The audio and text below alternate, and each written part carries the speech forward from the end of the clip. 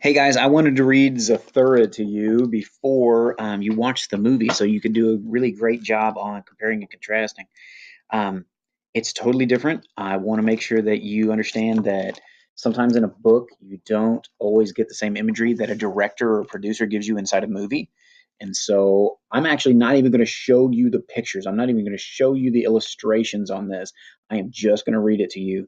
The illustration that's on the screen right now is actually one of the covers, um, one of the multiple variant covers, but I wanted to just read it to you. You guys make up your own minds of what you see as I read it to you, okay? You create your own imagery from the words.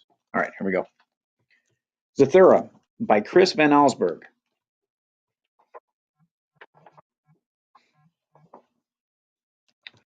Mom, Daddy Budwig yelled. Mom!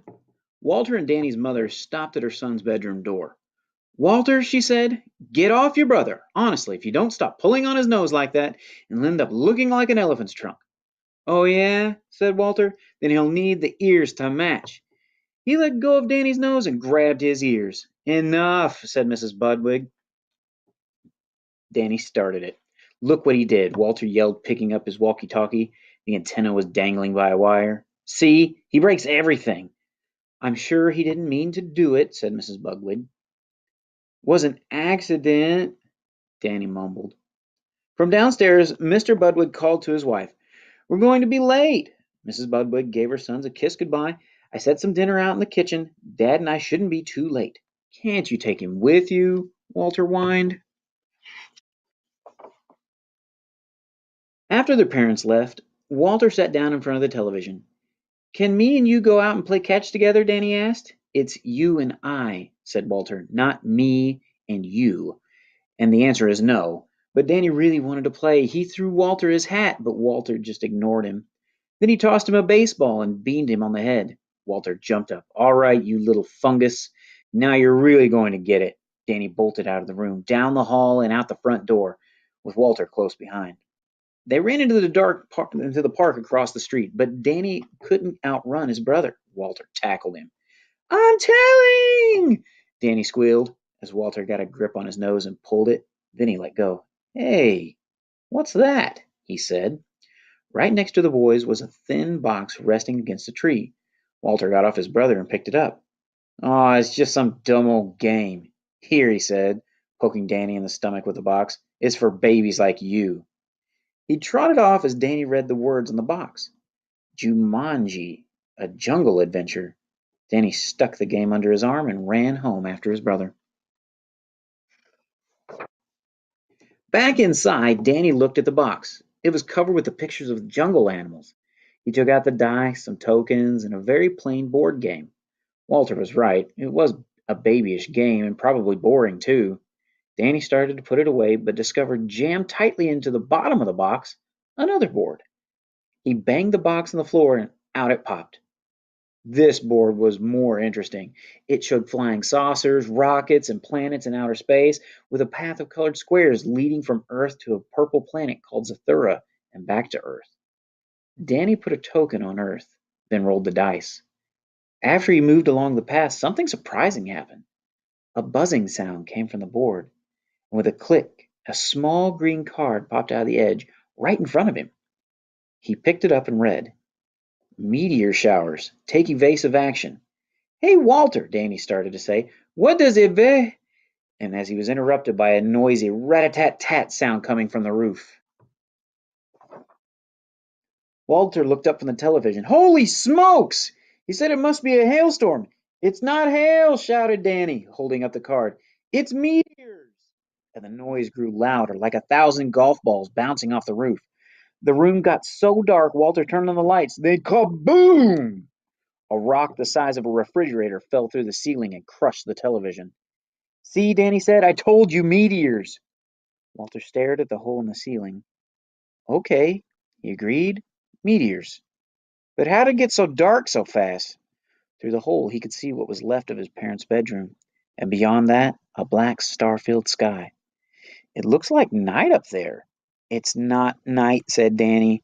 It's outer space. What are you talking about? Geez, outer space? Walter muttered as he went to the front door. We just lost track of time. It's night, that's all. He threw open the door and almost took a step outside before he realized there was no outside there anymore. At least, not the one he expected. See, said Danny, outer space. He led Walter back to the living room and showed him the Zathura game board and the card. Walter sat with his head in his hands, gazing at the path of colored squares that wound around the board and ended back at Earth. Looks like, said Danny. We keep on playing or we're up here forever. Great, said Walter. Up here with you forever. He took a deep breath, put a token on Earth, and then rolled the dice and moved along the path. The board started buzzing, and click, a card popped out. He studied it silently, then tossed the card on the board. Danny leaned forward and read, The polarity on your gravity belt is reversed. I wonder what that means. He looked up, but Walter was gone. Walter! He called out. Up here! Answered Walter. Danny looked up and saw his brother pressed against the ceiling. I've lost my gravity! That's not all you're going to lose, Danny said nervously, because he could see that Walter was beginning pulled slowly toward the hole in the ceiling and a lonely trip into outer space. Walter realized it too and started clawing at the ceiling, but he couldn't keep himself from moving closer and closer to the hole. Danny looked around. Lying next to the meteor was a cord from the shattered television. He tossed it to Walter, who knotted it tightly to his belt. Danny grabbed the end of the cord and tied his brother to the sofa. Danny rolled the dice and moved his token along the path. Click! Out popped another card. Your gyroscope is malfunctioning. Suddenly the house tilted. Everything in the room slid from one side to another, and Danny got buried under a mountain of furniture. He slowly dug himself out, clutching the game, only to find that Walter was floating back toward the hole in the ceiling. Danny tied him to the sofa again and handed up the dice. Walter rolled and got his gravity back, dropping to the floor with a thud. Danny moved his piece and handed him his card. Your robot is defective, Walter read. From the hallway came the sound of rattling metal and a steady clank, clank, clank. The boy stared at the doorway as a shiny silver robot stepped into view. He was having trouble walking on the tilted floor.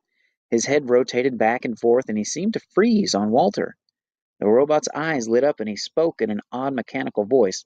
Emergency, emergency, alien life form, must destroy.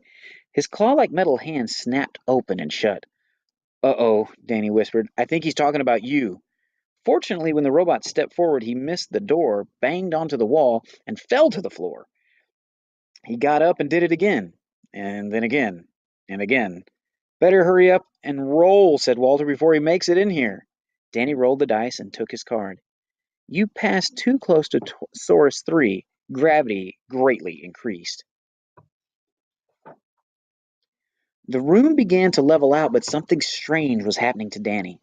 Walter looked at him. Holy smoke, he said. Danny was getting shorter and wider, too. Soon he was about the size and shape of a large beach ball.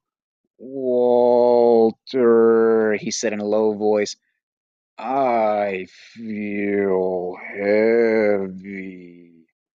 Destroy alien life forms, the robot repeated from the hall as he picked himself up again. This time he made it through the door and headed for Walter. Danny yelled to his brother, Push me. What? Said Walter. Push me, Danny yelled again. Just push me. Walter bent down and gave his brother a shove. Danny rolled across the room and, like a giant bowling ball, knocked over the robot and flattened his legs. Did I get him? Asked Danny, who couldn't see because he'd rolled up against the wall and was upside down. Walter pushed him back to the game board. You sure did, he said, patting his brother's head. You were terrific. Walter picked up the dice and rolled. He took his card and his hand trembled as he read, Zorgon pirate ship launches photon attack. Through the window, the boys saw a spaceship. 2 points of light shot from the ship and headed directly for the Budwig house. The first one hit the bathroom. Water began dripping down from the hole in the ceiling. Walter handed the dice to Danny, who had a hard time lifting his short, heavy arm. He rolled, and as Walter moved his token for him, he slowly turned back to his normal shape. A card popped out. Danny read it silently. "This is bad," he said.